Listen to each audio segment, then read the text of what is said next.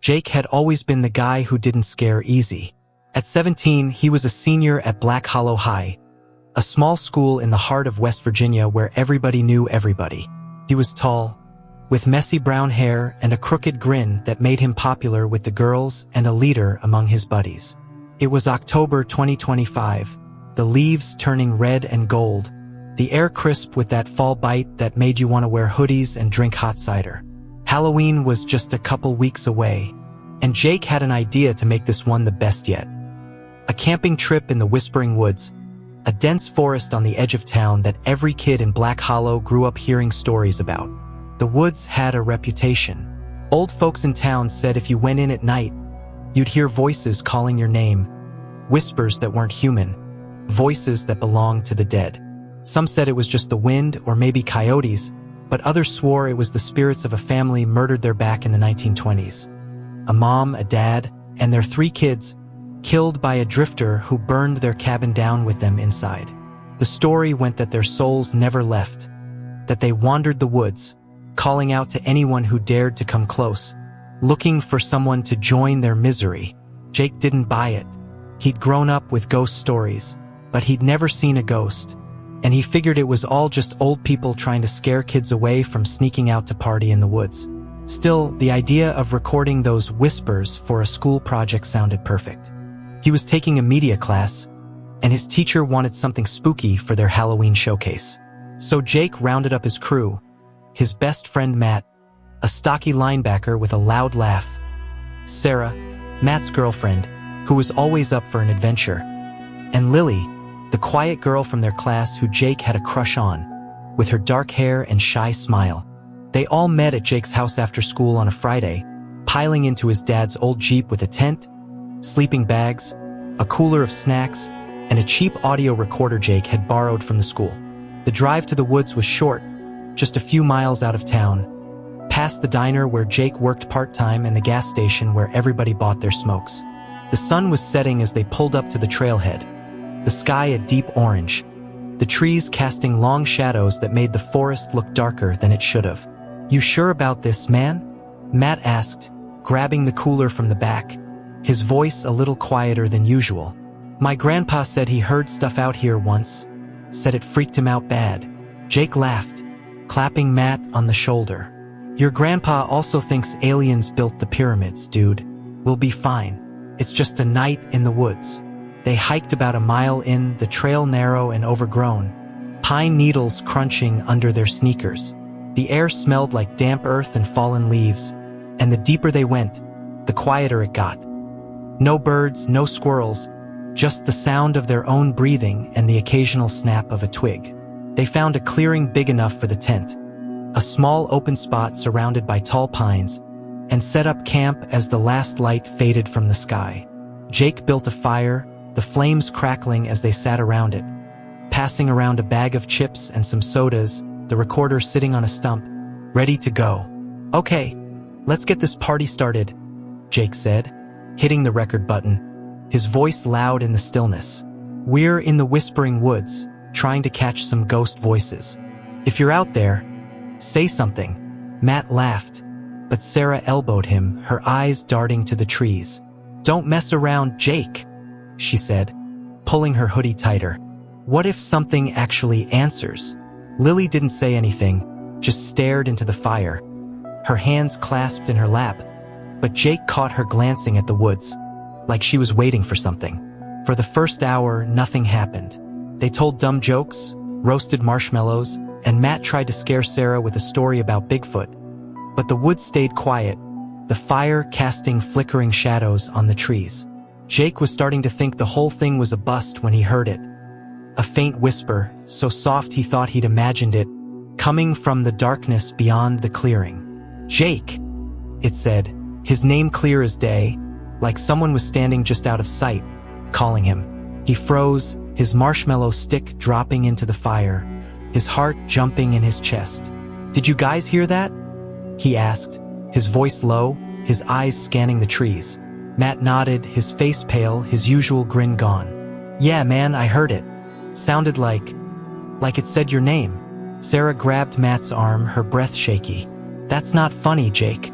Turn that recorder off. I don't like this. But Lily spoke up, her voice quiet but steady. It's not the recorder, she said, her eyes fixed on the woods. It's out there. Before Jake could say anything, the whisper came again, louder this time, joined by another voice, then another, a chorus of whispers all saying his name. Jake, Jake, Jake. Coming from every direction, like the woods were alive with it. The air turned cold, the fire dimming even though no one had touched it, and Jake felt a chill run down his spine, like something was watching him, something close. We need to go, Sarah said, her voice breaking, but Jake shook his head, trying to stay calm, trying to be the guy who didn't scare easy. It's just the wind or something. We're not leaving. That's when the whispers turned into screams. High, piercing screams, like a woman in pain, a man shouting, kids crying, all at once, echoing through the trees, so loud Jake's ears rang. He stumbled back, tripping over a log, his flashlight falling to the ground as the screams got closer, coming from the darkness just beyond the firelight. And then he saw them.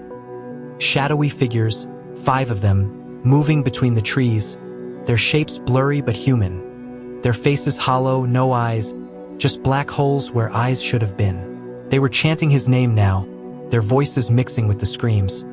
Jake, come with us, Jake, stay with us.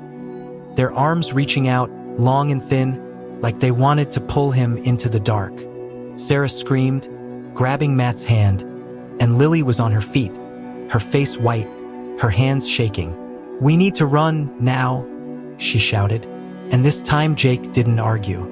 They grabbed what they could, the recorder, a backpack, the flashlight, and bolted down the trail, the screams following them, the whispers never stopping, calling his name over and over. The woods felt alive, branches snapping behind them. The air so cold Jake's breath fogged as he ran, his heart pounding in his chest, his legs burning. He kept looking back, expecting to see those figures right behind them, but all he saw was darkness, the firelight long gone. They didn't stop until they reached the Jeep, piling in, their hands shaking as Jake started the engine, the headlights cutting through the night. The whispers were fainter now, but Jake could still hear them, echoing in his head, calling him back. He drove straight to town, not stopping until they reached the 24-hour diner on Main Street, the neon sign buzzing in the dark. They stumbled inside, the warmth of the diner a shock after the cold of the woods, and collapsed into a booth, their faces pale, their breathing ragged. The waitress, an older woman named Doris who'd known Jake since he was a kid, brought them coffee without asking, her eyes narrowing as she looked at them. You kids look like you've seen a ghost, she said, setting the mugs down. Jake nodded, his hands still trembling, and told her everything. The whispers, the screams, the figures with no eyes. Doris's face didn't change, but her voice was grim when she spoke. You went into the Whispering Woods, didn't you? She asked, and Jake nodded again, his throat tight. That was the Carter family, she said, sitting across from them, her hands clasped on the table. Back in the 20s, a drifter came through town, crazy as they come. The Carters lived out there, a nice family, kept to themselves. He killed them all, burned their cabin down with them inside. Folks say their spirits never left, that they call out to anyone who comes near, trying to pull them into the woods, make them part of their pain. Jake didn't say anything, just stared into his coffee, the steam rising in front of him, his mind replaying the screams, the way those figures had looked at him. What do we do? He asked finally, his voice barely a whisper. Doris shrugged, her eyes sad. You got out, didn't you? That's more than some can say. Just don't go back. They know your name now. They won't forget. They stayed at the diner until the sun came up, the sky turning gray, the town waking up around them. Jake drove everyone home, the Jeep silent, the recorder still in his bag, the audio untouched. He never listened to it, didn't turn it in for the school project, didn't even go near the media room after that. He stopped going into the woods, stopped laughing at ghost stories, and every time the wind blew just right, he'd hear it. A faint whisper, calling his name, pulling him back to the whispering woods where the Carters were waiting.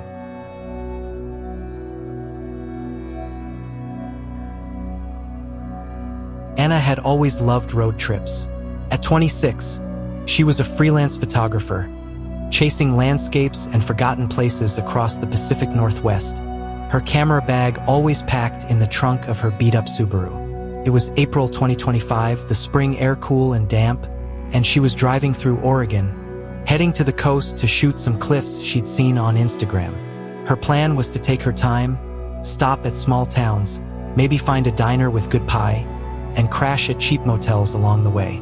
That's how she ended up at the Pinewood Motel, a rundown place just off Highway 20. Its neon sign flickering in the dusk, the parking lot empty except for a rusty pickup truck. The motel looked like it hadn't been updated since the 70s. Peeling paint on the walls, a faded sign that read vacancy, and a gravel lot that crunched under her tires. Anna didn't mind. She'd stayed in worse places, and the $40 a night price was hard to beat.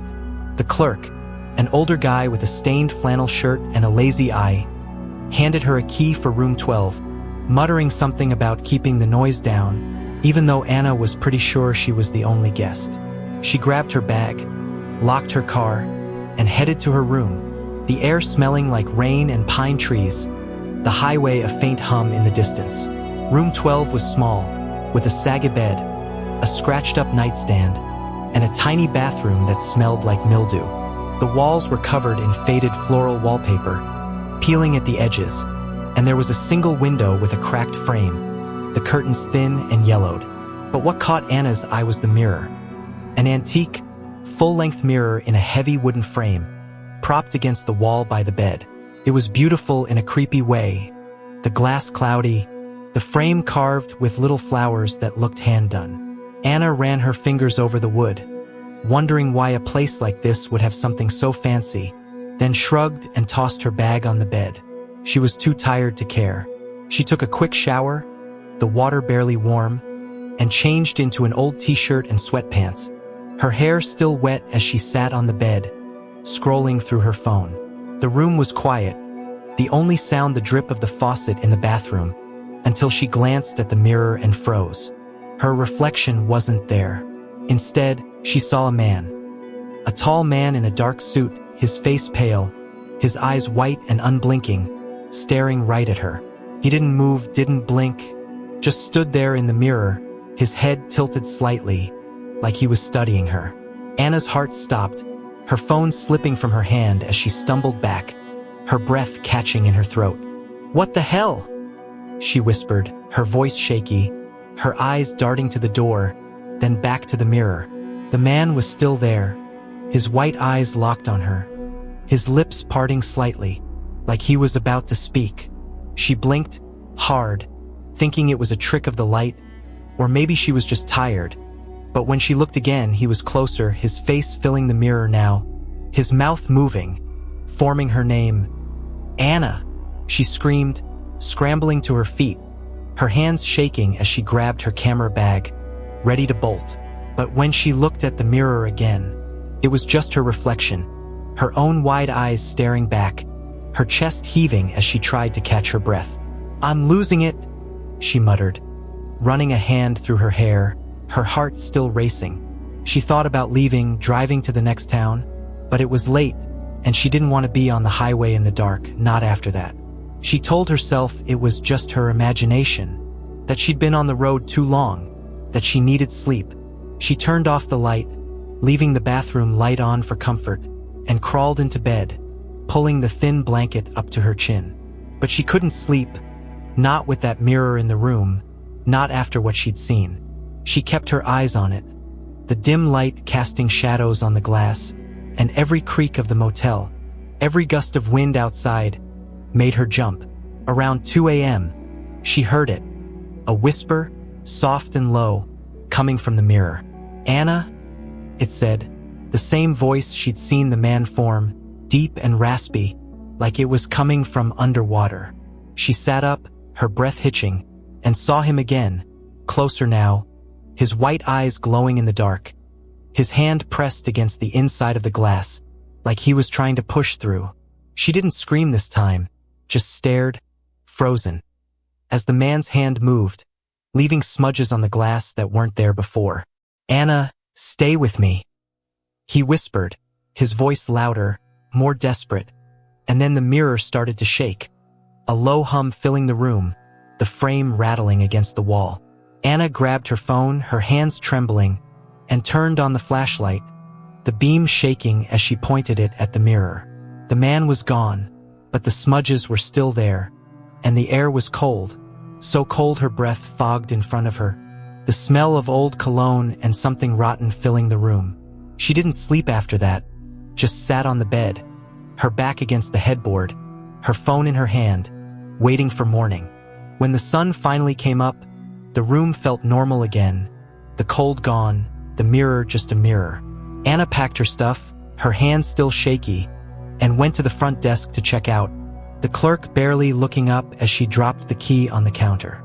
"That mirror in room 12, she said, her voice hoarse. "There's something wrong with it."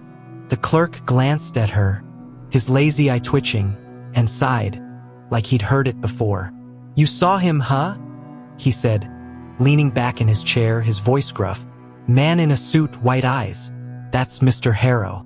Stayed here back in the 50s, some big-shot lawyer from Portland. Liked to watch people, real creepy type.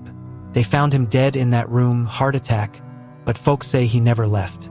That mirror was his. He'd sit in front of it for hours, staring like he could see things we couldn't. After he died, guests started seeing him in it, hearing him. He wants someone to stay with him forever." Anna's stomach dropped, her hands clenching into fists, the memory of his voice. "Anna, stay with me," echoing in her head. "Why don't you get rid of it?" she asked, her voice shaking.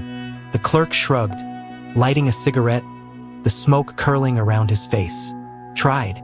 Burned it, smashed it, threw it in the dump. Keeps coming back, always in room 12. You're lucky you left when you did. Some folks don't." She didn't say anything, just grabbed her bag and walked out, the gravel crunching under her boots as she headed to her car. But as she opened the door, she froze.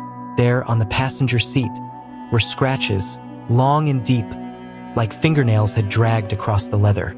She hadn't noticed them before, hadn't heard anything, but they were fresh, the edges still raw. Her hands shook as she started the engine, her eyes darting to the rearview mirror, half expecting to see those white eyes staring back. She didn't. Anna drove straight to the coast, didn't stop for photos, didn't stop for pie, just kept going until she reached the ocean. The sound of the waves a small comfort. She never stayed at a motel again, started camping instead, and every time she saw a mirror, she'd look away, afraid of what she might see. But some nights, when she was alone in her tent, she'd hear it. A faint whisper, calling her name, asking her to stay. The voice of a man who wouldn't let go.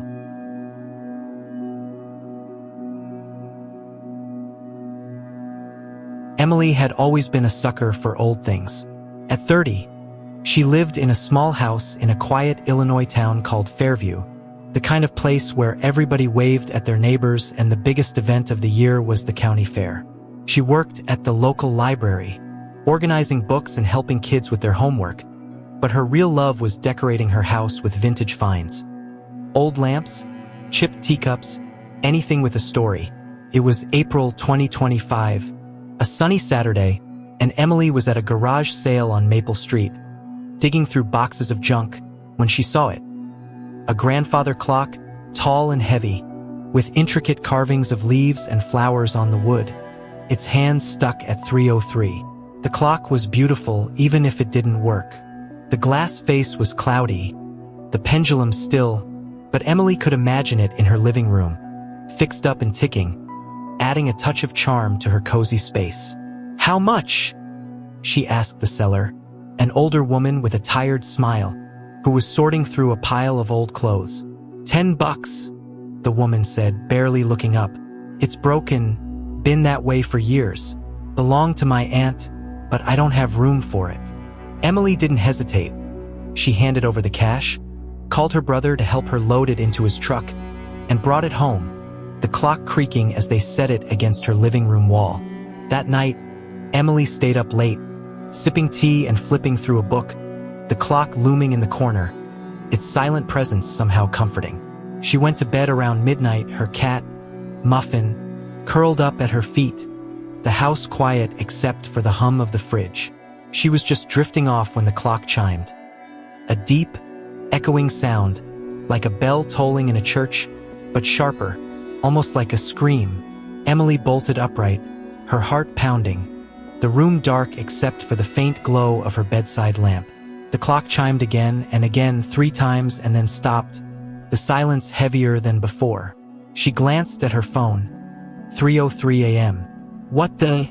she muttered, her voice shaky as she got out of bed, her bare feet cold on the hardwood floor. The clock was still, his hands frozen at 3:03, just like they'd been at the garage sale. But then she saw her, a woman, standing at the foot of her bed, wearing a long white nightgown, her hair gray and tangled, her face decayed, the skin peeling away to show bone, her eyes black and empty. The woman pointed at the clock, her mouth opening in a silent scream, and Emily screamed too, stumbling back, her lamp crashing to the floor as the room plunged into darkness. When she turned the light back on, the woman was gone, the room empty except for Muffin, who was hissing at the corner where the clock stood. Emily's hands shook as she grabbed her phone, her breath coming in short gasps, her mind racing. It was a dream, she told herself, sitting on the couch, a blanket wrapped around her, the cat in her lap. Just a bad dream. But the air felt wrong, cold in a way it shouldn't have been, and the clock seemed to watch her, its carved flowers looking more like faces now, twisted and angry. The next night it happened again. The clock chimed at 3:03, the same screaming sound, and the woman appeared, closer this time, her decayed hand reaching for Emily, her voice a raspy whisper. "Find him!" Emily screamed, throwing a pillow at the figure. But it vanished, leaving behind a faint smell of damp earth and decay, the cold lingering in the room. She didn't sleep after that, just sat up with the lights on, her knees pulled to her chest, staring at the clock, waiting for it to happen again. It didn't, not that night, but Emily knew it wasn't over. She thought about getting rid of the clock, dragging it to the curb, but something stopped her. A mix of fear and curiosity, a need to understand what was happening. The next day, she went back to Maple Street, her hands sweaty as she knocked on the door of the woman who'd sold her the clock. The woman, Mrs. Carter, invited her in, offering her a glass of lemonade, her hands shaking slightly as she poured. "I knew you'd be back," Mrs. Carter said, her voice low, her eyes fixed on the floor. "You saw her, didn't you? My Aunt Helen." Emily nodded, her throat tight, and Mrs. Carter sighed, sitting down, her hands clasped in her lap. "Helen lived in that house you're in now, back in the 40s, she said, her voice trembling. "She was a widow, lived alone after her husband died in the war. Someone broke in one night, killed her, right at 3:03 a.m. They never found who did it. That clock was hers. She loved it, said it reminded her of her dad. After she died, it stopped working, always stuck at 3:03. Folks who lived there after said they saw her, heard the clock chime, said she was looking for justice, for someone to find her killer." Emily's stomach dropped, her hands clenching the glass, the lemonade untouched. "What do I do?" she asked, her voice barely a whisper. Mrs. Carter shook her head, her eyes sad. "I don't know, honey. I thought getting rid of the clock would stop it. But it didn't. She's tied to it, to that house. Maybe she thinks you can help her."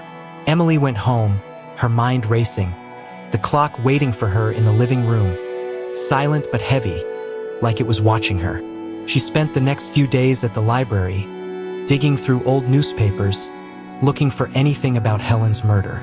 She found a small article from 1947, a break-in, a woman stabbed in her sleep, no suspects, case gone cold. There was a grainy photo of Helen, smiling, her hair neat, nothing like the decayed figure Emily had seen. But there was something else.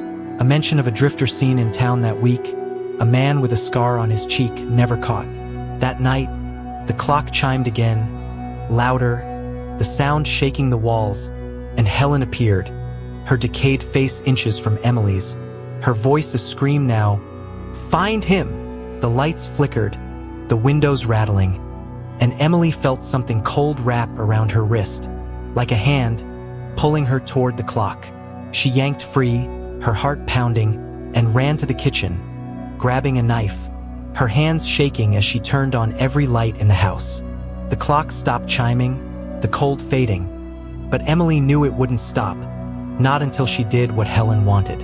She spent the next week searching, calling the police station, talking to old-timers in town, anyone who might remember the drifter. She found a lead. An old man named Pete, who used to work at the diner, said he'd seen a guy with a scar back then, said he'd bragged about taking care of a lady before skipping town. Pete didn't know his name, but it was enough. Emily went to the cemetery, found Helen's grave, a small stone with faded letters, and whispered, "I found him, Helen. I know who he was." She didn't know if it would work, didn't know if Helen could hear her, but she had to try. That night, the clock didn't chime. Helen didn't appear. The house felt lighter, the air warm again, the clock just a clock, its hand still stuck at 3:03. Emily kept it, moved it to the garage, couldn't bring herself to throw it away. But some nights, when the house was too quiet, she'd hear a faint whisper, "Thank you," and she'd smile, a small, shaky smile, knowing Helen had finally found peace, even if Emily never would.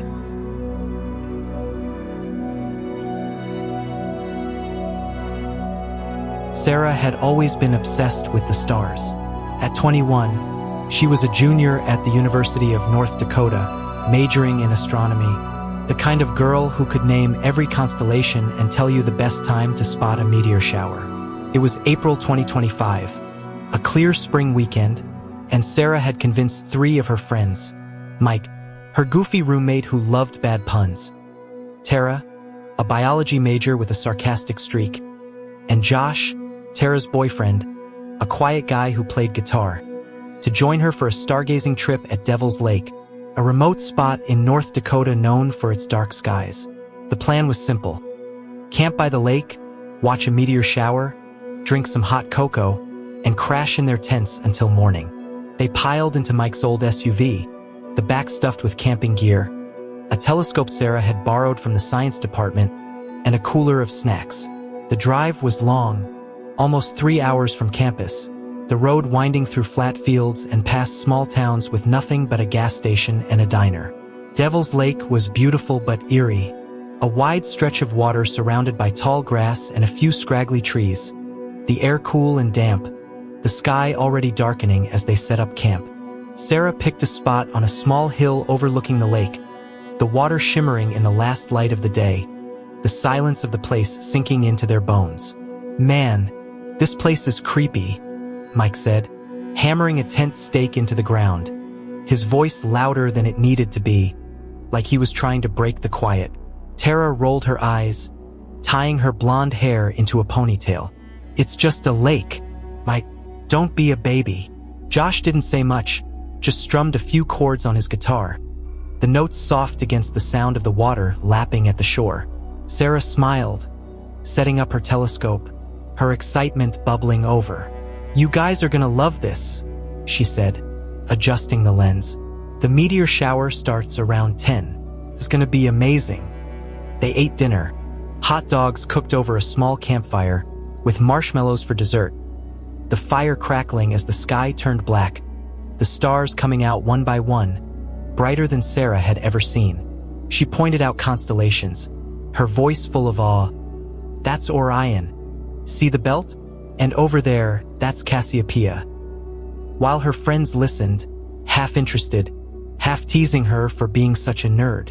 By 9:30, they were bundled in blankets, lying on a tarp, waiting for the meteors, the lake a dark mirror below them, reflecting the stars. That's when they saw the lights. At first, Sarah thought they were meteors, faint streaks of light in the sky, but they didn't fall. They hovered, glowing orbs of green, darting back and forth like fireflies, but bigger, brighter, unnatural. "What the heck are those?" Mike asked, sitting up, his blanket slipping off his shoulders. Tara frowned, her sarcasm gone. "Maybe they're drones? Or something." Josh stopped playing his guitar, his hands still, his eyes fixed on the sky. Sarah didn't say anything, just watched, her stomach twisting as the orbs grew brighter, their green glow casting an eerie light over the lake. The orbs started to descend, moving closer, their light pulsing, and Sarah felt a pressure in her head, like a headache but worse. A voice whispering inside her mind, "Help us." It was soft, desperate, a woman's voice, full of pain, and Sarah gasped, clutching her temples, her vision blurring. "Did you guys hear that?" she asked, her voice shaking, but her friends didn't answer. She looked at them, and her heart stopped. Mike, Tara, and Josh were standing, their blankets on the ground, their faces blank, their eyes empty, staring at the lake. They started walking, slow and steady, toward the water, their movements stiff, like they were being pulled. "Guys, stop!" Sarah shouted, scrambling to her feet, her telescope forgotten as she grabbed Mike's arm, trying to pull him back. But he didn't stop, didn't even look at her, just kept walking, his boots crunching on the grass, his face expressionless. Tara and Josh were the same, their steps mechanical, their eyes reflecting the green glow of the orbs, which were now hovering over the lake, their light brighter, the voice in Sarah's head louder. "Help us! Come to us!" she screamed, pulling at Tara, then Josh, but they were too strong, their bodies moving like they weren't their own, heading straight for the water. Sarah ran after them, her sneakers slipping on the wet grass, her breath coming in short gasps as she reached the shore, the lake cold and black, the orb's light making the water look like it was glowing.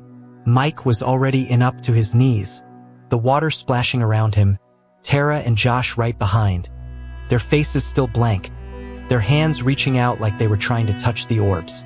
Sarah grabbed Josh's jacket, yanking him back, her voice breaking as she screamed, "Wake up! Please stop!"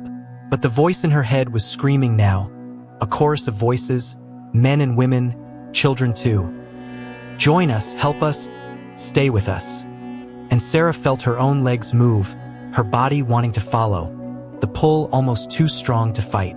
She fell to her knees, her hands in the cold water, her mind racing as she tried to think, tried to fight the voices.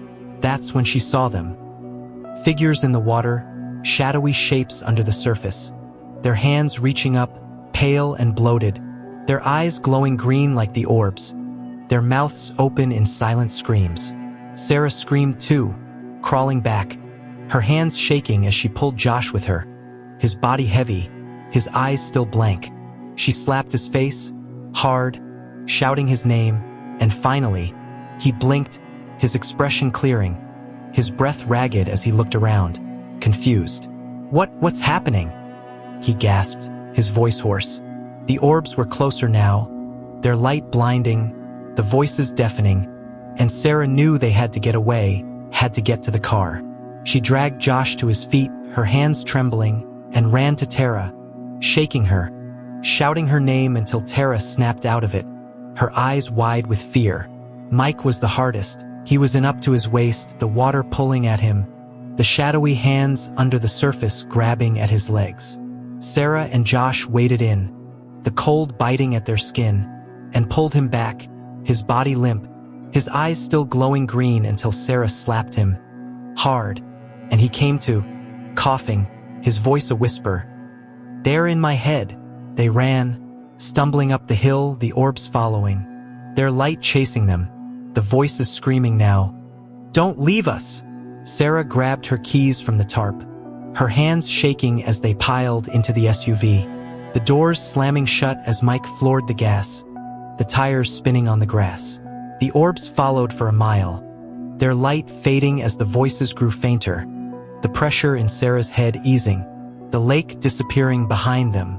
They didn't stop until they reached a gas station 20 miles away, the neon lights a small comfort, their hands still trembling as they sat in the car, the dawn breaking over the horizon. Sarah couldn't let it go, couldn't forget the voices, the hands in the water.